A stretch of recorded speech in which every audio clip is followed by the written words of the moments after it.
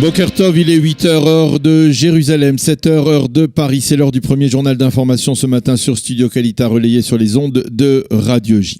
Le président américain Donald Trump lance des menaces de plus en plus précises à l'égard de l'Iran à la suite de l'envoi hier soir d'une roquette contre l'ambassade américaine à Bagdad. La Katyusha qui s'est abattue donc près de l'ambassade sans faire de dégâts a été tirée à partir d'une zone de la capitale irakienne sous contrôle des milices chiites pro-iraniennes. Dans un message sur Twitter, le président américain Donald Trump a écrit « Si l'Iran veut nous menacer, ce sera sa fin. Cessez donc de nous menacer ». Fin de citation.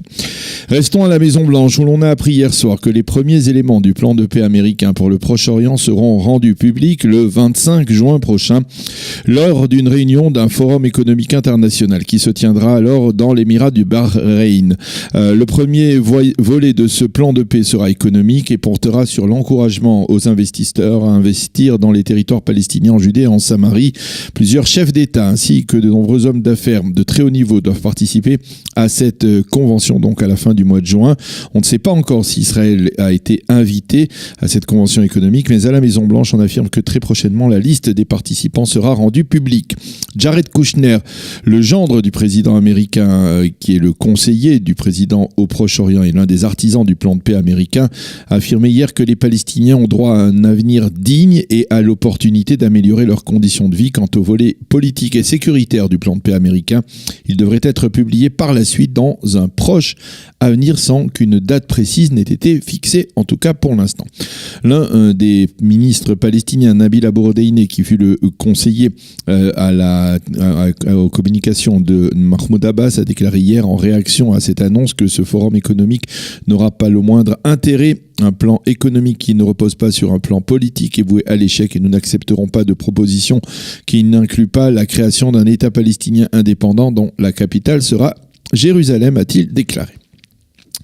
Ça ne s'arrange pas dans les relations entre Israël et la Pologne. Hier, le Premier ministre polonais a rajouté de l'huile sur le feu en affirmant, je le cite, que payer des dédommagements aux Juifs polonais qui ont été spoliés de leurs biens durant la Shoah serait une victoire pour Adolf Hitler et nous n'avons pas l'intention de payer, a déclaré Morawiecki qui a tenu ses propos lors d'un meeting électoral dans la ville de Lodz. Une ville qui, vous le savez, compta, il faut le rappeler, avant la Shoah, l'une des plus grandes communautés juives de Pologne. Ceci étant un incident à caractère antisémite, s'est produit hier lors d'un débat télévisé entre deux candidats aux prochaines élections européennes, donc en Pologne. L'un des candidats, qui appartient à l'extrême droite fasciste polonaise, a posé une kippa sur la tête de sa rivale, Anna Kropaka, c'est son nom, avant de l'accuser, je cite, d'être prisonnière de l'argent juif. Cet incident a provoqué de très vives réactions en Pologne même. Le gouvernement israélien a voté hier en Conseil des ministres en faveur de son élargissement. Le prochain gouvernement, si Benyamin Netanyahou arrive à le former, devrait passer de 22 ministres actuellement à 26 ou voire 28 ministres et cela permettra à Benyamin Netanyahou de confier des portefeuilles ministériels à ses proches lieutenants au sein même du Likoud, des responsables du Likoud qui pour l'instant sont inquiets de voir les revendications particulièrement élevées de certains des petits partenaires, futurs partenaires de la coalition gouvernementale. Il faut rappeler qu'il ne reste que 10 jours, même moins, à Benyamin Netanyahou pour former sa coalition gouvernementale et que pour l'instant, il n'a réussi à conclure aucun accord avec l'un de ses futurs partenaires. Plus de 200 000 élèves des classes de terminale israéliennes passeront aujourd'hui leur examen du bac en mathématiques et au ministère israélien de l'Éducation nationale, on souligne qu'un record sera battu à cette occasion. Il s'agit du nombre de lycéens qui vont passer le bac de mathématiques avec un coefficient maximal de 5 points. Ils seront plus de 19 000, c'est donc un record et il faut rappeler qu'il s'agit là d'un des projets majeurs initiés par le ministre de l'Éducation nationale sortant, Naftali Bennett.